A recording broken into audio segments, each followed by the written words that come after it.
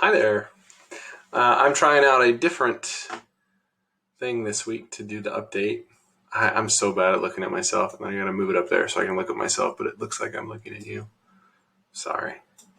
Hey, I want to run through what week 3 looks like. Not week 2, week 3. Let's do it. Here is the overview. Some stuff that's required for you. So a discussion on how you're going to prep for the exam this week. A review assignment, the exam itself, and then some opportunity to practice some new stuff we're doing together. Let's go through each one quickly. So I know that E word is not a fun word for a lot of you. And honestly, I've kind of struggled with, do I want to give a formal exam? Because they're not always great. So what I'm going to do is try it. And then we're going to adjust person by person if we need to. I think it is important for you to be able to demonstrate your understanding in a traditional way, especially because there's been other opportunities to demonstrate understanding in non-traditional ways, which have been amazing, by the way. The video responses, the audio responses, the handwritten work. I just am super stoked about what you've been doing. Just very, very excited.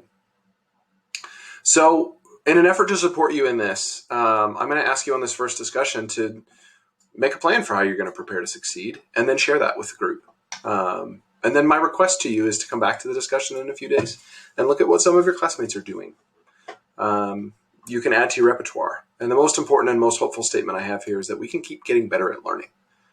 I love that because I'm not as good at learning as I want to be, and I want to be able to get better. Not just at the things I'm learning, but at the process of learning itself. We can actually get better at the process. So thanks for engaging in that. There's a review assignment.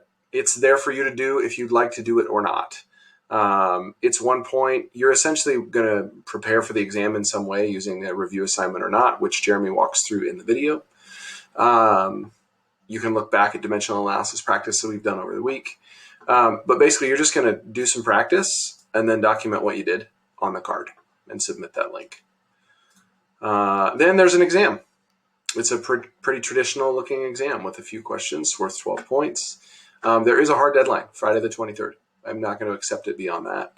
If you're having issues with this method of demonstrating your understanding or the deadline, please talk with me ahead of time.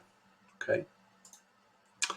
And then the last piece, this format should look very similar. This is what we did when we were starting out with dimensional analysis. This was the sort of choose your own adventure, for lack of a better term. Are those books, have you read any of those books? I might be too old. When I was a kid, we had these books where it's like, does Billy enter the cave? Turn to page 47 to find out. I like that. I like choices. I like the opportunity for you to make decisions about what you're doing. I got to check my time. Oh, I have a minute and a half left. See, this little circle video is sweet because it limits me to 5 minutes, which is good for you and good for me because you know that I'll talk too much. This format should look very familiar. You're going to go make a learning option choice, and then you're going to go learn. Option A is, hey, I'm new here. I want to start from the beginning. A couple videos from Jeremy, some associated practice sets, and selected answers. Option B, like last week, or 2 weeks ago, is just the same stuff, but it really encourages those of you who feel like, okay, just let me try it, and then I'll go watch the video if I get stuck. There's chapter 1 of our text, which you've seen before. The first 9 pages might be helpful. And then chapter 4 is sort of, we're going to transition into growth of different types, and percentage growth is a way to bridge that gap. You may find some stuff in chapter 4 that's useful for you. Option C is just make some decisions based on that or any of these new resources that I've listed below. As always, reach out and get some help. A number of you have interacted with me over Canvas Mail, which is great. But my response rate is not as fast as if you actually send an email to my email address.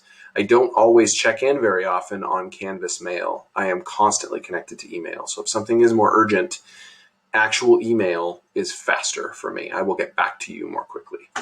You're going to make a Trello card documenting stuff that you've practiced. Don't forget to log your time and submit it. That's what the week looks like.